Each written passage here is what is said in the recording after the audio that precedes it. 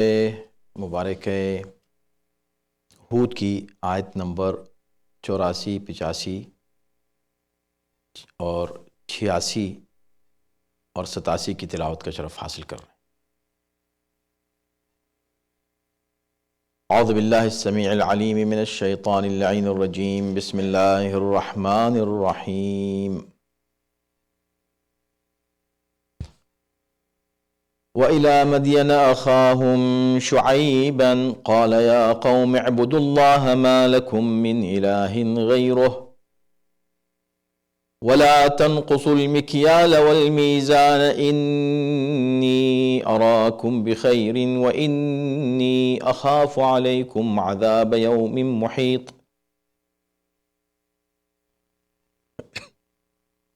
وَيَا قَوْمِ أَوْفُوا الْمِكْيَالَ وَالْمِيزَانَ بِالْقِسْطِ وَلَا تَبْخَسُوا النَّاسَ أَشْيَاءَهُمْ وَلَا تَعْثَوْا فِي الْأَرْضِ مُفْسِدِينَ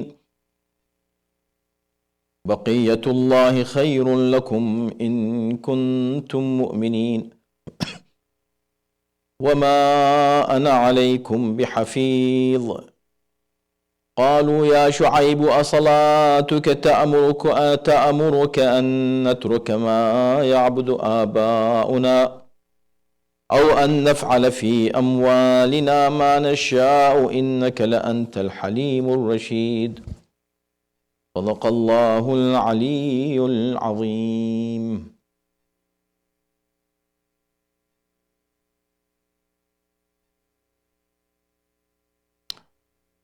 اور ہم نے قوم مدین کی طرف ان کے بھائی شعیب کو بھیجا۔ انہوں نے کہا کہ اے میری قوم کے لوگو، اللہ کی عبادت کرو، اللہ کے سوا تمہارا کوئی معبود نہیں ہے، اور ناپ تول میں کوئی کمی نہ کرو۔ میں تمہیں خیر میں دیکھ رہا ہوں، لیکن مجھے تمہارے بارے میں ایک ایسے عذاب کا خوف ہے جو تمہیں گھیر لے گا۔ اے میری قوم کے لوگوں، ناپ تول کو انصاف کے ساتھ پورا کرو اور لوگوں کے حق میں کوئی کمی نہیں کرو، اور زمین پر فساد پھیلاتے نہ پھرو۔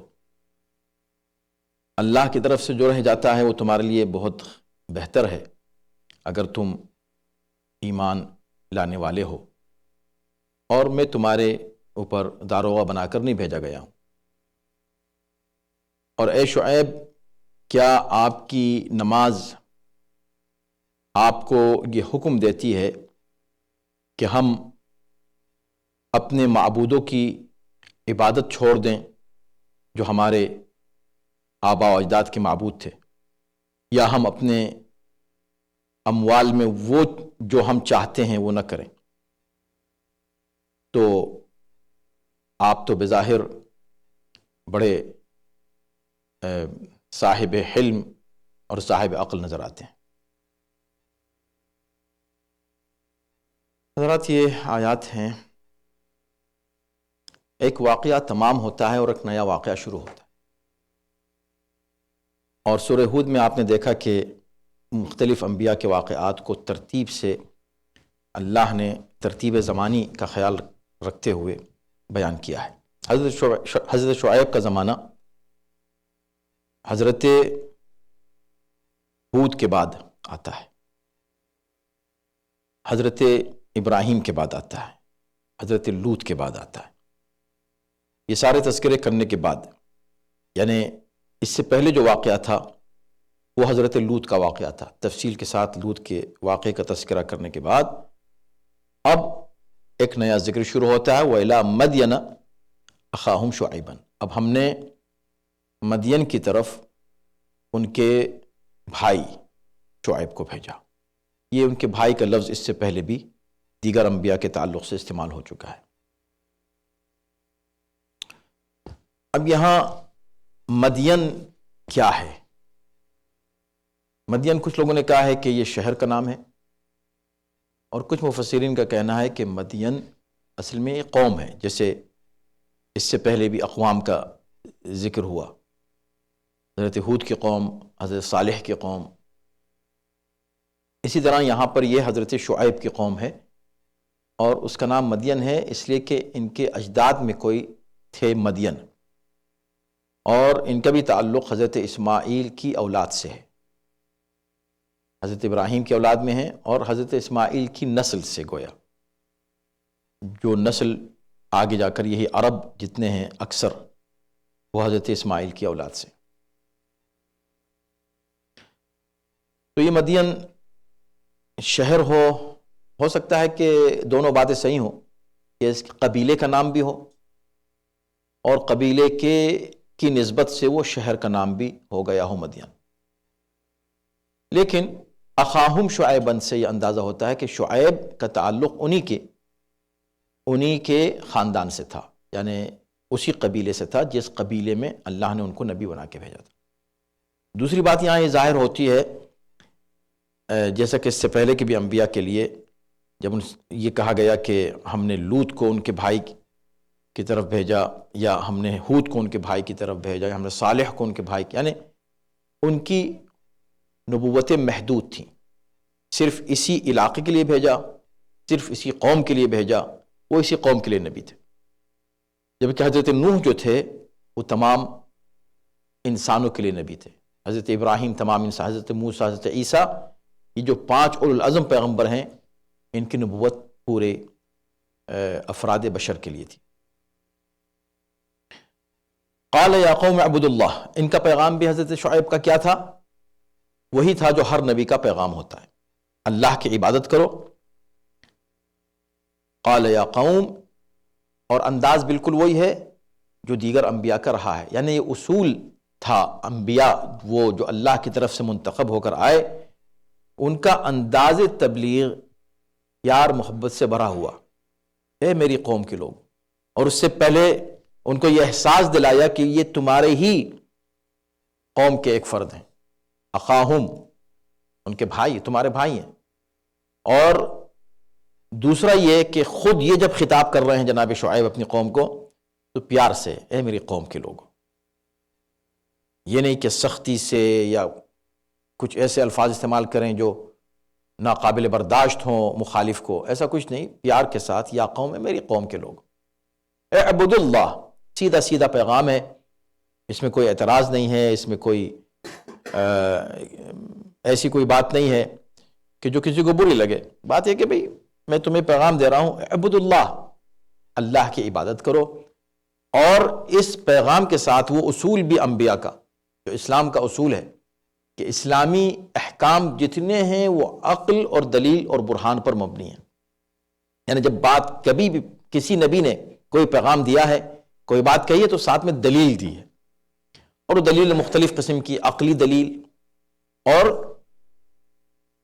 کچھ اس طرح کی دلیلیں کہ جو ان کے لیے قابل قبول ہوں، اور انہی میں سے مثلا معجزات ہیں، اس کو بھی بینہ کہا گیا، بینہ یعنی دلیل، تو دلیلیں دیتے ہیں انبیاء۔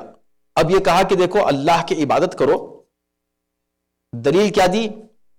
ما لکم من الہ غیرہ، اس لیے کہ اس کے علاوہ تمہارا کوئی خدا ہے ہی نہیں، تم کسے خدا کہو گے؟ بتاؤ کس کو خدا کہہ رہا ہو؟ یہ بت، کیا یہ خالق ہو سکتے ہیں؟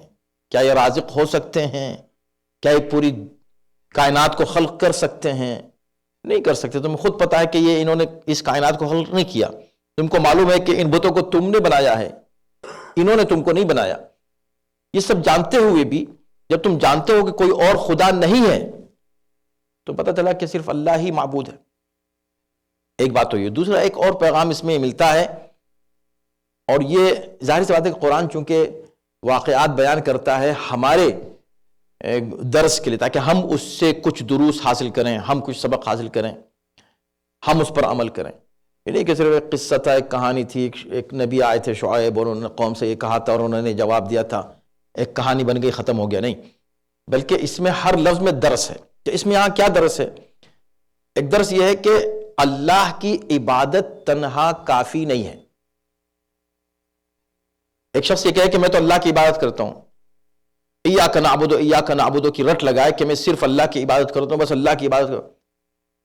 اللہ کی عبادت نہیں کر سکتے جب تک جو اللہ کے مقابلے پر آئے اس سے اظہار برات نہ کریں۔ یعنی انسان ایک اصول دیا قرآن نے کہ جو لائق محبت ہیں ان سے آپ کی محبت کمپلیٹ نہیں ہوگی، قابل قبول نہیں ہوگی، جب تک ان کے جو مخالف ہیں، جو ان کے مقابلے پر آئے ہیں، آپ ان سے اظہار برات نہیں کریں۔ یہ اصول ہے، چاہے وہ خدا ہو جس سے آپ محبت کرتے ہیں، اس کی اطاعت کرتے ہیں، چاہے وہ رسول ہو جس سے آپ محبت کرتے ہیں، اس کی اطاعت کرتے ہیں، چاہے رسول کا وصی ہو جس سے آپ محبت کرتے ہیں، اطاعت کرتے ہیں، ان کے مقابلے پر جو بھی آتا جائے گا آپ اس سے اظہار برات کریں گے، ان سے محبت کا اظہار کریں گے، دونوں ایک ساتھ کریں گے۔ یہ نہیں کہ بس صرف ہم محبت کرتے ہیں، ان سے محبت کرتے ہیں، اور جو ان کے مقابلے پہ آ گیا یہ بھی صحیح ہے وہ بھی صحیح ہے، یہ بھی صحیح وہ بھی صحیح، یہ ایمان اور عقیدہ نہیں بن سکتا کسی مومن کا۔ تو یا قوم اعبدوا اللہ کی بات کرو، اس لیے ہمارے یہاں کلمے میں بھی لا الہ الا اللہ، پہلے انکار ہے، انکار ہر اس خدا کا کرو جو خدا کے مقابلے پر آ جائے، پھر کہو کہ اللہ ہے۔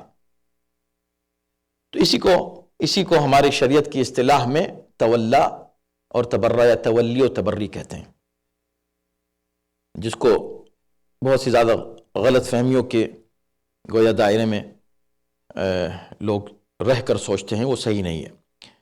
وَيَا قَوْمِ إِنِّي أَرَاكُمْ بِخَيْرٍ۔ اب دیکھیں، آپ جانتے ہیں کہ ہم بہت زیادہ emphasize اس بات پہ کرتے ہیں کہ جب ہم پڑھ رہے ہوں آیتوں کو تو ایک تو الفاظ کو دیکھیں کہ کس طرح کے الفاظ قرآن استعمال کر رہا ہے، اور اس میں کیا ایک لطف آ جاتا ہے اسی بات کو جو یہاں پر کہی جا رہی ہے اس آیت نمبر 84 میں، 84 میں، اسی بات کو کوئی اور کہے، ریفریز کرنا چاہے، بالکل مفہوم بدل جائے گا۔ آپ اگر کانفرنس بھی کریں، دنیا کے ٹاپ ادیب اور شاعر اور اسکالرز بلا لیں، ایسی آیت نہیں پیش کر سکتا۔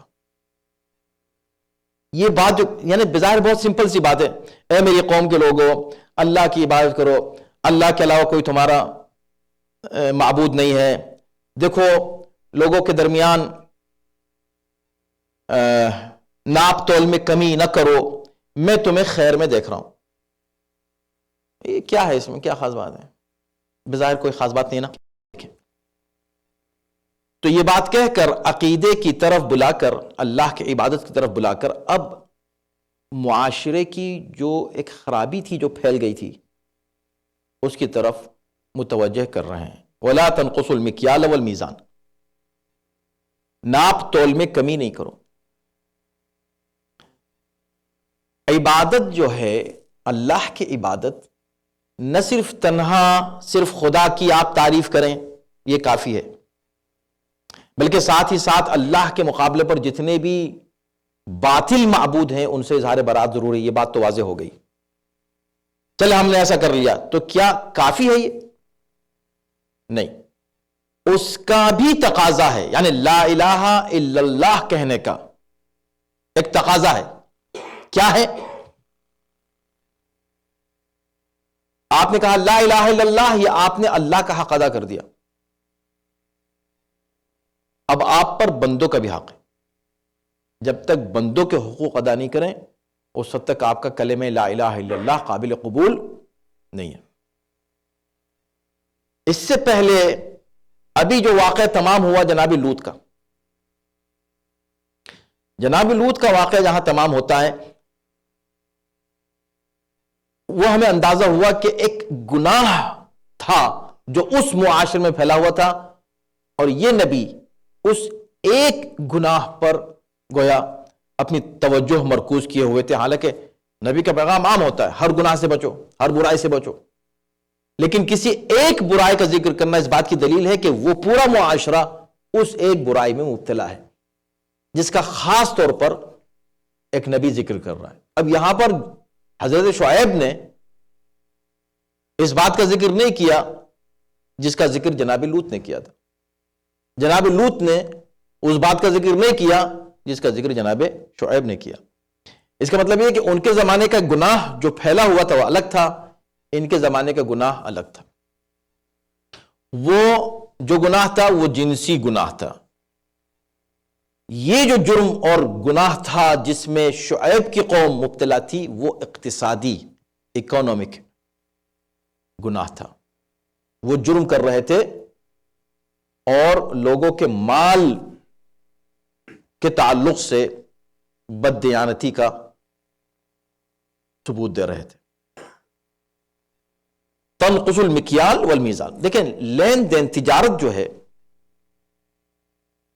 تجارت کا مطلب یہ ہے کہ ایک معاملہ ہے، اپنی ضرورتیں پوری کرنے کے لیے انسان کے لیے تجارت لازم اور ضروری ہے، اس کے بغیر جی نہیں سکتا انسان. ایک چیز کی آپ کو ضرورت ہے، ایک چیز کی کسی اور کو ضرورت ہے. جس چیز کی ضرورت کسی اور کو ہے وہ آپ کے پاس ہے، جس چیز کی آپ کو ضرورت ہے وہ کسی اور کے پاس ہے. جب تک آپ ایکسچینج نہیں کریں گے آپ کو وہ چیز نہیں ملے گی جس کی آپ کو ضرورت ہے، اس کو وہ چیز نہیں ملے گی جس کی اس کو ضرورت ہے. اسی کا نام اقتصاد ہے، اسی کا نام یہ پوری تجارت ہے، یہ جو بزنس ہے یہی ہے. اس بزنس میں جب تک ٹرسٹ نہ ہو بزنس کامیاب نہیں ہوتا.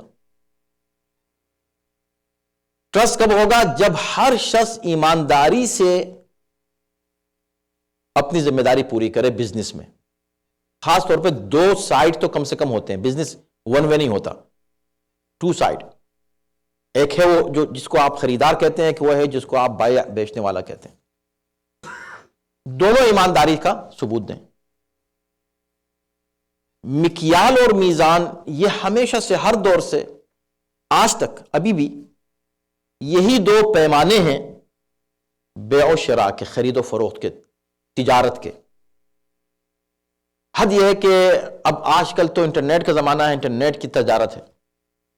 اب اس میں کون سے ترازو آپ لے کے پھر رہے ہیں، لیکن پھر بھی ترازو ہے.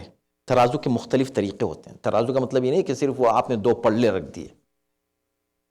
ترازو کا مطلب یہ کہ کوئی بھی شے جس سے آپ کسی شے کو ناپیں، کسی شے کے کو گیج کریں. حد یہ ہے کہ میزان، اسکیل، ہوا تک کا اسکیل ہے. اب اس وقت یہاں آپ جہاں بیٹھے ہیں اس کا کیا پریشر ہے، اس کے لیے آلات موجود ہیں. وہ آلہ اس کا میزان ہے کہ یہاں کتنا پریشر ہے. یا اس طرح کے نہ جانے کتنی چیزیں ہیں کہ ہر شے کی میزان الگ ہے. لیکن جب لین دین کی بات آئے تو وہاں پر بھی میزان، یعنی کہ ایک کرائٹیریا جو آپ نے سیٹ کیا ہے تجارت کا، اور جو آپ نے معاہدہ کیا کہ ہم اس بیسس پر تجارت کریں گے، اس میں کوئی کمی نہیں کریں، ایمانداری سے کام کریں. یہ اصول قرآن نے دیا کہ اس میں کوئی دھوکہ دھڑی نہیں ہونی چاہیے.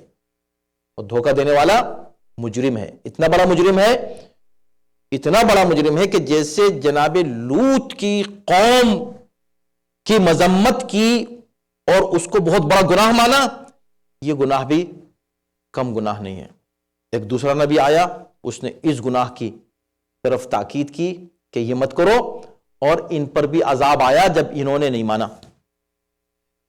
عذاب اس پر بھی آیا، عذاب اس پر بھی آیا. اس کا مطلب یہ ہے کہ اسلام باہمی معاملات کو، سوشل لائف کو اور اقتصادی یہ جو لین دین ہے اور تجارت ہے اور بزنس ہے، اس کو اتنی اہمیت دیتا ہے کہ اس میں کسی طرح کی کوئی کمی ناقابل قبول ہے. اور اگر ہم ان آیتوں کی طرف چلے گئے جو اتنی آیات ہیں میزان کے اوپر قرآن مجید میں اور وزن کے اوپر، وَلَا تُخْسِرُ الْمِيزَانَ، میزان میں کسی طرح کی کمی مت کرو، کتنی آیات ہیں.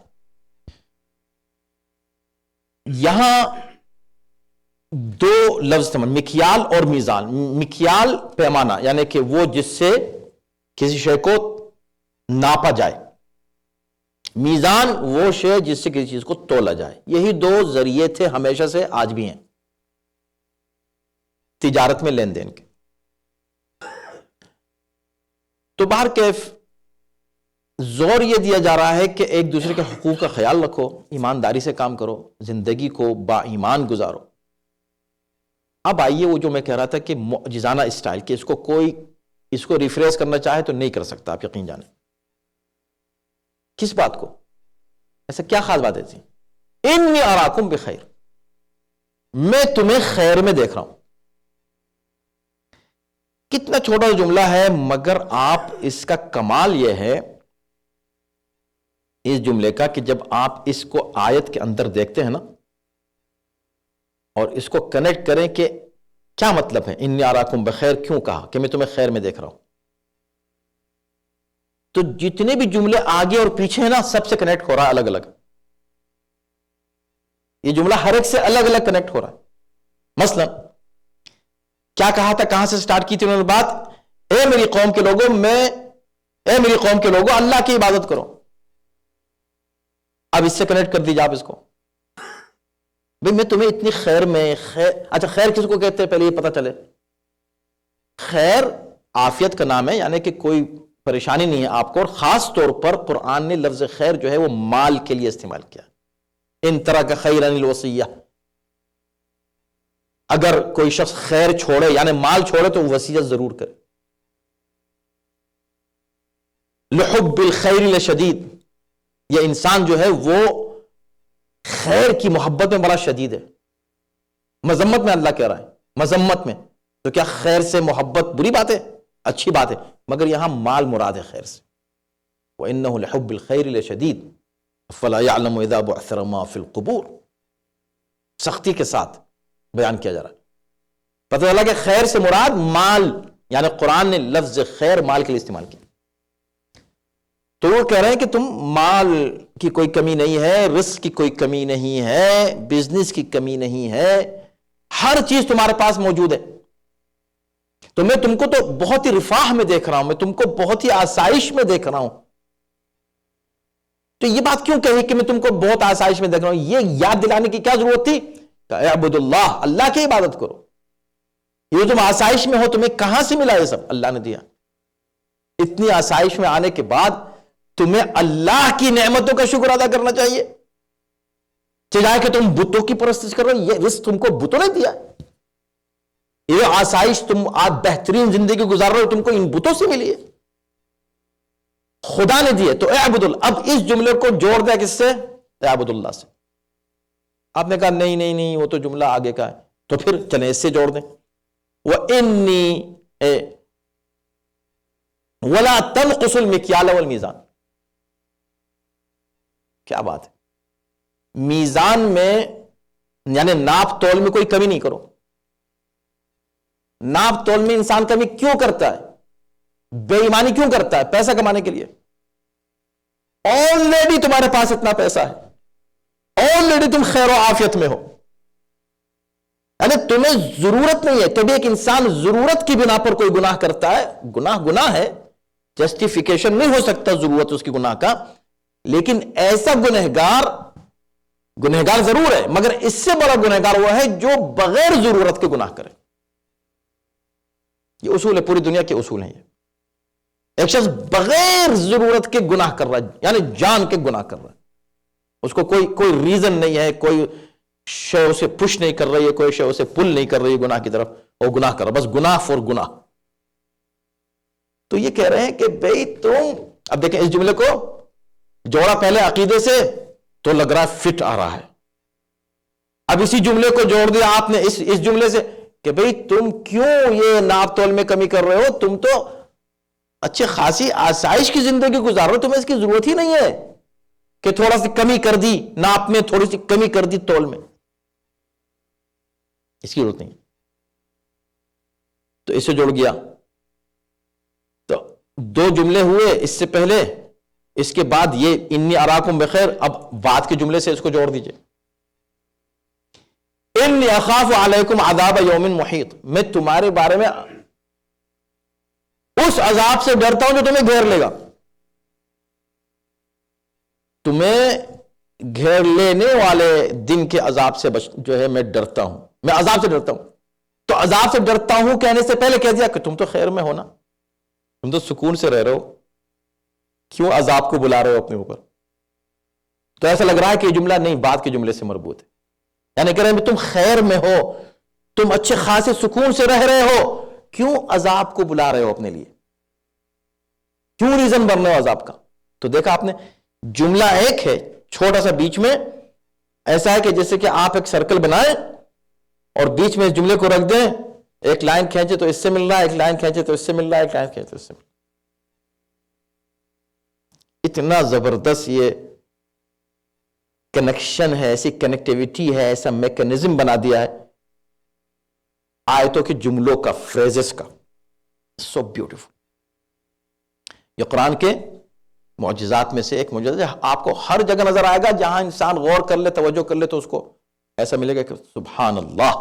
اور اچھا، ایسا کرنے کے بعد ایک چیز اور دیکھیں، آیت کے فلو میں کوئی کمی نہیں آ رہی. ہو سکتا ہے کوئی بنا لے ایسا کوئی جملہ کہ ایک جملہ ہے وہ ہر ایک سے کنیکٹ ہو رہا ہے، لیکن کسی ایک جملے کے فلو سے تو صحیح چل رہا ہے، دوسرے جملے سے ڈسکنیکٹ لگ رہا ہے، زبردستی لا رہے ہیں، اور تیسرے سے نہیں ہو رہا ہے. نہیں، یہاں تینوں جملوں سے فل فلیج کنیکشن بھی ہے، اور پورے جملے میں، پوری آیت میں بہترین فلو بھی ہے. پتہ نہیں چل رہا ہے. اس حد تک فلو ہے کہ لوگ اس پہ غور ہی نہیں کرتے جو میں کہہ رہا ہوں آپ سے. جو کنیکشنز میں آپ کو بتا رہا ہوں اس پہ غور ہی نہیں کرتے، اس لیے کہ فلو ایسا ہے. لیکن غور کریں تو پتہ چلا کہ یہ یہاں سے بھی مل رہا ہے، اس کا اس سے بھی تعلق ہے. تین الگ الگ موضوعات ہیں، اور تینوں موضوعات سے بہت ہی سکون سے، شاندار طریقے سے ایک جملہ ہے جو کنیکٹ ہو رہا ہے، ایک ہی آیت.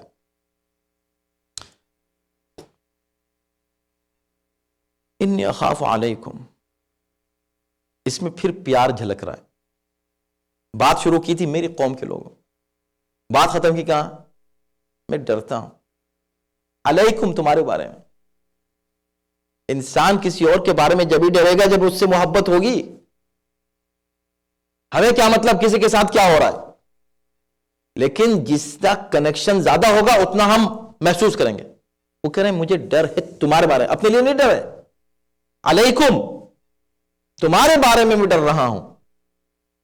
یہ ہے نبی کہ اگر وہ تبلیغ بھی کرتا ہے، وہ نصیحت بھی کرتا ہے، تو یہ نصیحت اس کا اپنے خود کو کوئی فائدہ نہیں ہوتا، وہ انہی کے فائدے کے لیے کر رہا ہے جن کو نصیحت کر رہا ہے. اب آئیے دوسری آیت، ایک صلوات پڑھیں محمد والے محمد پر.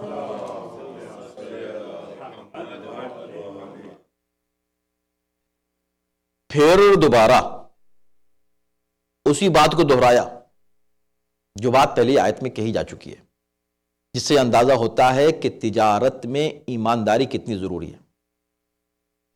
یعنی بہت ہی افسوس کی بات ہے کہ اگر کہیں آپ یہ تبصرہ سنیں کہ بھئی خود مسلمان یہ کہے کہ میں اگر ڈیلنگ کروں گا تو مسلمان سے نہیں کروں گا، نان مسلم سے کروں گا. کیا بات ہے بھئی؟ کہ نہیں وہ صحیح ہوتے ہیں بزنس میں، بالکل صحیح ہوتے ہیں، ان کے ساتھ بزنس آسان نہیں ہے. یہ کہیں نہ کہیں کوئی ڈنڈی مار دیں گے. اس کو ڈنڈی مارنا کہتے ہیں. یہ سلینگ ہے ضرور اردو کا، لیکن یہاں پر یہ جو ہے تبخس الناس اشیاءہم، لوگوں کے چیزوں میں کمی مت کر دو ایسے. تو بات یہ ہے کہ اب پھر دوبارہ اسی کو دہرا رہے ہیں، یا قومی کہہ کر، اے میری قوم کے لوگوں، اوفول مکیال والمیزان.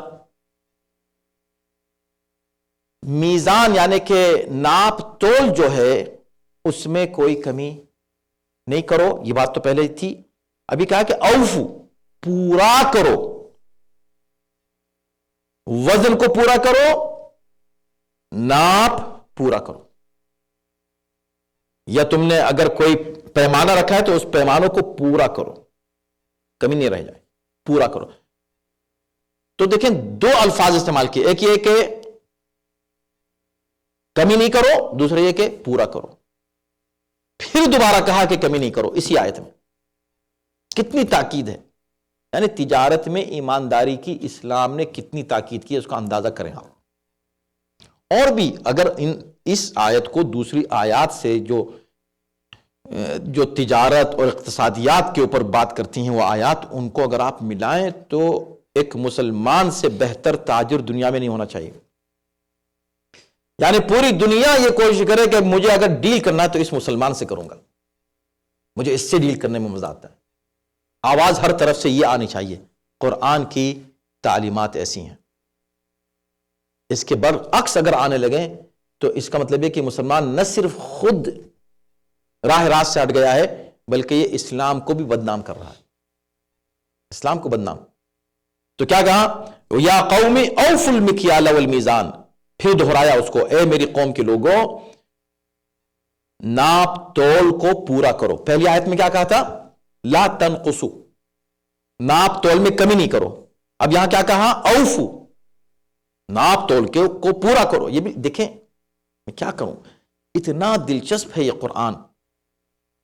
اس کے کنیکشنز اتنے عجیب و غریب ہیں کہ آپ اس کو کنیکٹ کریں تو واقعی اندازہ ہوتا ہے کہ اللہ اکبر، یہ کیا اعجاز بیانی ہے قرآن کا.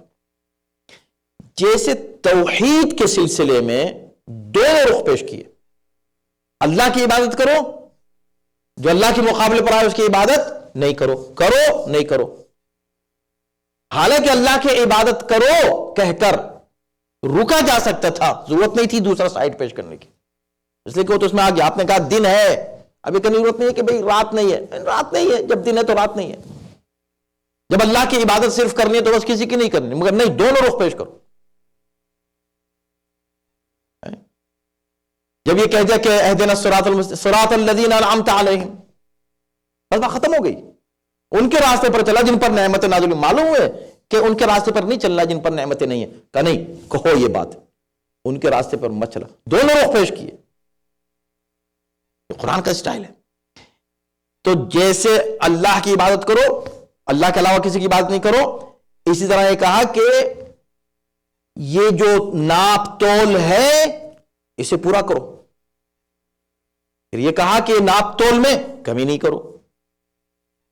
بات تو ایک ہی ہے، کہا ایک ہی ہے، مگر دونوں باتیں کہی اس لیے جا رہی ہیں تاکہ تاکید ہو جائے اور کوئی کمی نہ رہ جائے تمہارے عمل کرنے میں. اوفوا المکیال والمیزان بالقسط، انصاف کے ساتھ. میزان خود انصاف کو کہتے ہیں، مگر یہاں بالقسط کہہ کر کہا کہ عدل اور انصاف کا دامن ڈیلنگ میں چھوٹنا نہیں چاہیے. بات ہو گئی. اب یہ بات ہوئی کہ بھئی یہ تو صرف ناپ تول کی بات ہو رہی ہے، باقی دوسری چیزوں میں ہم دھوکہ دے سکتے ہیں لوگوں کو. بھئی ناپ تول کی بات ہے، چلے قرآن نے کہا ناپ تول ٹھیک رکھنا. ہم تو نہ ناپتے ہیں نہ ہم تولتے ہیں، ہمارا تو بزنس الگ ہی ہے، اس کا تعلق ناپ تول سے نہیں. چلو ہم وہاں کچھ گڑبڑ کر دیں. اللہ اکبر. دیکھیں قرآن، وَلَا تَبْخَسُوا النَّاسَ أَشْيَاءَهُمْ، لوگوں کی چیزوں میں کمی نہ کرنا، کوئی کٹوتی نہ کرنا، کاٹ چھانٹ نہ کرنا لوگوں کی چیزوں میں. اور اس میں دیکھیں نا، میں کیا عرض کروں کہ اس میں کتنے پہلو نکلتے ہیں. بات ہو رہی ہے ناپ تول کی نا، تجارت کی. یہ بات کے الفاظ آئیں گے آیت نمبر 87 میں. وہ کہہ رہے ہیں ان نفعل فی اموالنا. وہ لوگ ان سے یہ کہہ رہے ہیں شعیب سے کہ شعیب آپ کو کیا پڑی ہے جو آپ ہم کو یہ نصیحتیں کر رہے ہیں، ہم جو چاہیں کریں اپنے مال میں، آپ کا کیا جا رہا ہے، یہ ہمارا مال ہے. حضرت شعیب کہہ رہے ہیں نہیں، تمہارا مال نہیں ہے. جو تم نے کاٹ لیا نا کسی کا، وہ اسی کا ہے، تمہارے مال میں شامل ہو گیا ہے، مخلوط ہو گیا ہے. تم سمجھ رہے ہو کہ تم نے دھوکہ دے کر کسی سے جو پیسے لے لیے ہیں، مال لے لیا ہے، وہ تمہارا ہے. نہیں، تمہارا نہیں ہے، لوگوں کا ہے. ہر ایک چھوٹے سے چھوٹے سکے کو، معمولی سے معمولی شے کو، ذرے کو بھی حساب لگاؤ، دیکھو کہ تمہارا ہے کہ نہیں. تمہارا ہے تو اپنے پاس رکھنا، کسی اور کا ہے تو اس کو دے دینا. لا تبخسوا الناس اشیاءہم، لوگوں کی چیزیں ہیں یہ. اور مسئلہ اب ناپ تول کا نہیں رہا، اب مسئلہ رہا کسی کی بھی کوئی چیز ہے اس میں کوئی کمی نہیں کرنا، اس کو واپس کرنا، امانت ہے اس کو دے دینا. کوئی چیز دیکھیں آپ ایمانداری کے جو تعلیمات ہیں قرآن کی کتنی اعلیٰ ہیں، اور کیا تاکیدات ہیں، اور کیا انداز ہے بیان ہے قرآن کا. لوگوں کی چیزوں میں کمی نہیں کرنا. اب تک بات یہ ہو رہی تھی تو تم کہہ دو کہ بھئی وہ ناپ تول کی بات کر رہے, نہیں, کسی بھی چیز میں کمی نہیں کرنا. تمہاری تجارت ہو یا نہیں بھی ہو, مسئلہ تجارت کا بھی نہیں ہے, جرنل ہے. لوگوں کے حقوق میں کوئی کمی نہیں کرنا. لوگوں کی چیزیں لوگوں کی ہیں, تمہاری چیزیں تمہاری. ملکیت کے اصول قرآن سیٹ کر رہا ہے, لائنیں کھینچ رہا ہے. آخری جملہ تو زبردست ہے اور بھی کمپریہنسو ہے. وَلَا تَعْثَوْا فِي الْأَرْضِ مُفْسِدِينَ, اور زمین پر فساد کرتے ہوئے نہ پھرو. اس کا مطلب یہ ہے کہ لوگوں کا حق مارنا, لوگوں کی ملکیت پہ قبضہ کرنا, لوگوں کو دھوکہ دینا, تجارت میں دھوکہ دھڑی کرنا, یہ سب فساد فی الارض ہے. صرف کسی کو قتل کر دینا, مار دینا نہیں ہے. اگر آپ ہسٹری دیکھیں, اگر آپ ہسٹری پڑھیں اس دنیا کی, تو اس وقت بھی آج بھی جو دنیا پر قابض ہے نا, پوری دنیا پر, ان کی ہسٹری پڑھ لیں آپ. لیکن ارے صاحب یہ تو پڑھے لکھے ہیں, وہ سب پہ کوئی پڑھا لکھا نہیں ہے, قطعاً پڑھے لکھے نہیں, دھوکہ ہے. پڑھے لکھے ہیں دھوکہ دینے کے لیے. بھی جتنے بھی کرمنلز ہیں کیا جاہل ہیں, ان پڑھ ہیں؟ کرمنلز وہ خود اپنے کرمنالوجی جو ہے وہ اس میں ایکسپرٹ ہوتے ہیں, پڑھتے ہیں وہ. جی ہاں, یہ جو دنیا کے جتنے بھی اس وقت پوری دنیا کو چلا رہے ہیں, ظلم جو پوری دنیا میں ہو رہا ہے, یہ جو چند افراد کے ہاتھ میں دنیا کی سیاستیں ہیں نا, ان کی ہسٹری آپ پڑھیں, اویلیبل ہے اس وقت, عبرت ہوگی. یہ وہ لوگ ہیں کہ جن کا آغاز ہی دھوکہ دینا, شروع ہر چیز قوم کو دھوکہ دینا. یہ جو بینکنگ سسٹم ہے نا, بینکنگ سسٹم, اس کو پڑھ لیا. قرآن جس کو منع کر رہا ہے, مت کرو ربا کے بیس پر کوئی بزنس مت کرو, یہ بھی دوسرے کا حق ہے تم لے رہے ہو. مگر ایسا سسٹم میں جکڑ دیا ہے پوری دنیا کے نظام بینکنگ کو. ذرا ہسٹری پڑھیے, سٹارٹ کیسے ہوا یہ نظام, آپ کو پتہ چلے کہ کیسے دھوکہ دینے سے سٹارٹ ہوا. یہ جو میڈیا کا نظام ہے کیسے سٹارٹ ہوا, دھوکہ دینے سے ہوا. اوپر نیچے کر دیتے ہیں دنیا کو, بس ایک نیوز ایسی پھیلا دو, نیوز پھیلا دو. یہ تو بنی امیہ نے سٹارٹ کیا تھا, سمجھے. نیوز ایسی پھیلا دو, دھوکہ دے دو. دھوکہ دینے سے کیا ہوگا کہ آخر میں ہمارا فائدہ ہو جائے گا. قوم کچھ سمجھ رہی ہے اور یہاں پر ہمارا فائدہ ہو رہا ہے, مال کا بھی فائدہ ہو رہا ہے, قبضہ بھی ہمارا ہو رہا ہے, پاور بھی ہم کو مل رہا ہے. یہ اصل میں فساد فی الارض ہے. صرف قتل کرنے کا نام فساد نہیں ہے. لوگوں کو دھوکہ دینا, لوگوں کے مال پہ قبضہ کرنا, لوگوں پہ زبردستی حکومت کرنا, لوگوں کی آزادی کو چھیننا, عدل و انصاف کے خلاف فیصلے کرنا, یہ سب فساد فی الارض ہے. اقتصادی فساد, فساد فی الارض ہے. یہ جو اقتصادی فساد ہے, کرپشن ہے, یہ کیا ہے؟ فساد فی الارض. قرآن کہہ رہا ہے وَلَا تَعْثَوْا فِي الْأَرْضِ مُفْسِدِينَ, زمین پر فساد کرتے ہوئے نہ پھیلو. وقت تمام ہو چکا ہے تو ہم یہاں روکتے ہیں, اگرچہ 2 ہی آیتیں ہم پڑھ سکیں, لیکن کوئی بات نہیں, ہم انشاءاللہ آگے کی آیات پر گفتگو کریں گے. اس لیے کہ ہم نہیں چاہتے کہ ہم بہت سرسری گزر جائیں, نہ بہت ڈیٹیل میں ہم جاتے ہیں. آپ یقین جانیں اگر مزید ڈیٹیل میں جائیں تو اور بھی, یعنی اگر ہم صرف یہ کریں کہ صرف یہ کریں, یہ کام آپ بھی کر سکتے ہیں کہ ہم جہاں پر مکیال قرآن میں یوز ہوا ہے, جہاں میزان یوز ہوا ہے, اس طرح کی دیگر آیات جو استعمال ہوئی ہیں ان کو کمپیئر کرنا شروع کریں تو اس میں کتنا وقت لگ جائے گا. لیکن ہم بہت اختصار کے ساتھ آگے بڑھتے ہیں, مین جو پوائنٹس تھے وہ بیان کرتے ہیں, اس میں بھی اتنا وقت ہو جاتا ہے. تو وقت تمام ہوا ہمارا انشاءاللہ. باقی جو 2 آیتیں ہیں اس کو تیسری آیت کے ساتھ ملا کر اگلے ہفتے انشاءاللہ ہم اس پر گفتگو کریں گے. صلوات بر محمد و آل محمد.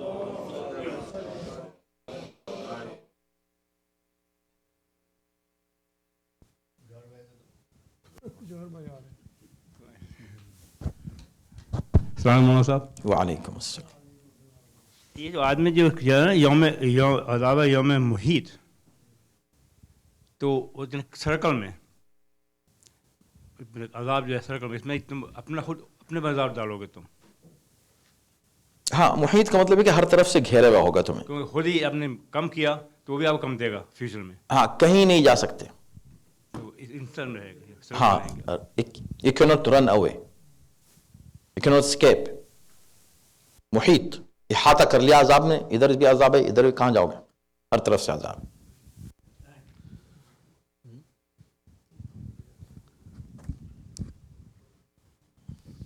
السلام علیکم مولانا. علیکم السلام. اس سے ایک بات تو کلیئر ہو جاتی ہے جو سب کو معلوم ہے, جو جنرلی سب کو معلوم ہے کہ جو مال و دولت جو ہے بہت بڑا فساد ہے دنیا میں. مال و دولت کی خاطر لوگ پتہ نہیں کیا کچھ کر ڈالتے ہیں. اگر آج کے زمانے دیکھیں تو جیسے جو مڈل ایسٹ میں ہو رہا ہے اس کا مین اوریجنلی یہ اس کی وجہ سے ہے کہ وہاں پہ آئل تھا, اور وہاں پہ جیسے ریڈ سی اور سویٹ نال کے رستے ہیں جو یوروپ کو ملاتے ہیں اسے, تو اس رستے پہ قبضہ کرنا تھا کہ ان کے تجارت مصروف رہے, اور پھر وہ آئل کی وجہ سے سب کچھ ہو رہا ہے اوریجنلی. تو دوسری بات ہے کہ اب ظاہر ہے کہ وہی دیکھ لیں جو غزہ میں ہو رہا ہے, یعنی انہوں نے کتنے مارے کہ مارتے جا رہے ہیں گناہوں کو مارتے جا رہے ہیں. کوئی حساب کتاب نہیں ہے کہ بھئی آپ اگر کسی کا ایک بندہ گیا تو ماریں گا, یعنی میزان ہے نہیں وہاں پہ کسی بھی قسم کا بالقسط بلی میزان. بالکل.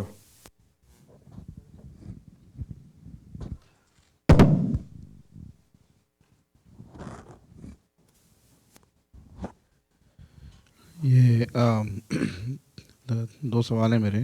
ایک پہلا یہ کہ جو آپ نے کہا نا کہ لا الہ الا اللہ کے لیے پہلے انکار ہے اور پھر اقرار ہے, تو اس انکار میں اللہ کا بھی انکار ہے, کیونکہ جب آپ ایکسیپشن کرتے ہیں نو گاڈ ایکسیپٹ اللہ, تو کیا لا الہ اللہ کا بھی انکار ہے؟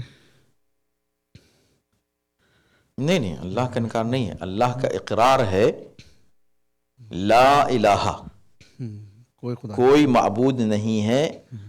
اب ایکسیپشن آ رہا ہے. تو ذہن میں آپ کے لا الہ کہتے ہوئے, ویسے آپ کا سوال بڑا باریک ہے, اچھا ہے.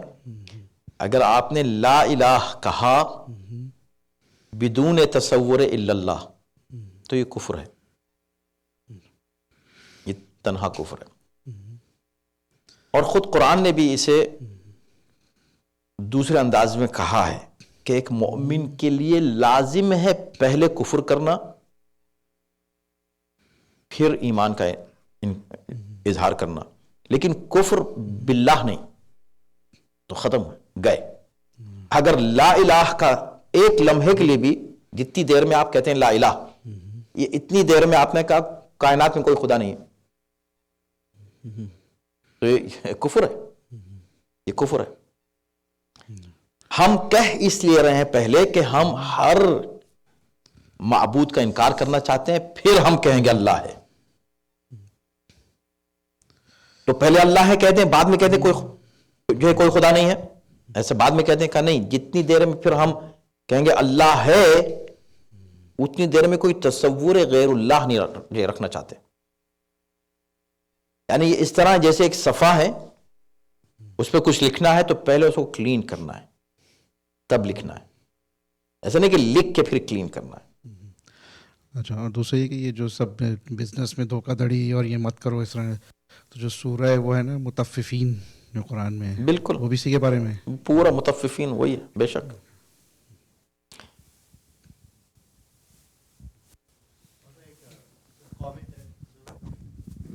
آپ نے کہا نا کہ لا الہ الا اللہ کہنا کافی نہیں ہے, تو اس سے مجھے امام رضا کی حدیث یاد آ گئی کہ لا الہ الا اللہ مائی فورٹ, لیکن اس کی کنڈیشنز ہیں.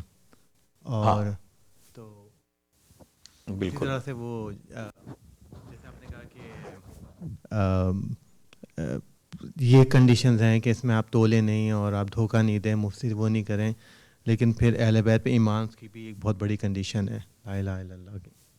ماشاء اللہ, ویری گڈ پوائنٹ. اب سوچیں کہ جب خدا مال میں کمی برداشت نہیں کرتا, کسی کا حق اقتسام مال کا 1 روپیہ, آپ نے کہا میں نے تو صرف $1 رکھ لیا تھا, $1, کوئی بھی خمس کا رکھ لیا تھا, زکوٰۃ کا رکھ لیا تھا, کسی کا رکھ لیا تھا, $1 تھا خالی. یہ خالی نہیں, 1 سینٹ بھی ہو تو it will count. تو جب خدا ایک ذرہ بھی ظلم برداشت نہیں کرتا مال میں, ایک دوسرے کے حقوق میں, تو امامت کے سلسلے میں کہ جو سب سے بڑا ہدف ہے بشریت کو بچانے کے لیے، اس میں کسی طرح کی کمی کیسے برداشت کر سکتا ہے؟ آپ سوچیں کہ خدا کہہ رہا ہے کہ انصاف سے ناپ تول کرو، یعنی جو چیز جہاں ہے اس کو وہاں رکھو، انصاف کے ساتھ، عدل کے ساتھ. یہ پین اس کا ہے اس کے پاس ہونا چاہیے، یہ پین اس کا ہے اس کے پاس ہونا چاہیے. بالکل ادھر ادھر نہیں کرو، اس کو ہیر پھیر نہیں کرو. اور یہ وہ چیزیں عام چیزیں ہیں، اگر اس نے رکھ بھی لیا پین تو کیا ہو جائے گا؟ پھر بھی نہیں. امامت اس پورے نظام عدل کو باقی رکھنے کا ایک میزان ہے. امامت خود میزان ہے. اگر امامت نہ ہو جیسا آپ دیکھ رہے ہیں تو پوری دنیا میں کیاؤس ہو جائے، اور جو ہو رہا ہے آپ دیکھ رہے ہیں. نظم اور ضبط اور نظام ظاہری تو رہے گا کہ آپ جو ہے گاڑی جو ہے وہ اپنی لائن میں چلا رہے ہیں، وہ تو ٹھیک ہے، اپنی لائن میں آپ گاڑی چلا رہے ہیں، دس رائٹ. لیکن آپ کے انٹینشنز کیسے ہیں، آپ گاڑی چلا کے کہاں جانے والے ہیں، کیا کرنے والے ہیں، کیا پلان ہے آپ کا، یہ سب چیزیں جو ہیں وہ نظام امامت سنبھالتا ہے. اللہ امامت کے سلسلے میں کیسے برداشت کر سکتا ہے کہ جس کو اس نے امام بنایا تم اس کو ہٹا کے کسی اور کو رکھ دو؟ اس سے بڑا فساد اور اس سے بڑا میزان میں کمی اور اس سے بڑی حق تلفی اور کیا ہوگی؟ اچھا پوائنٹ ہے، جزاک اللہ. نیکسٹ.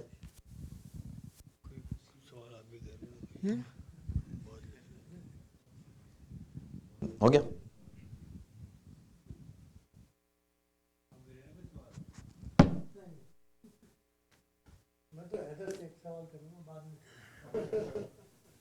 چلیں صلوات پر محمد و آل محمد.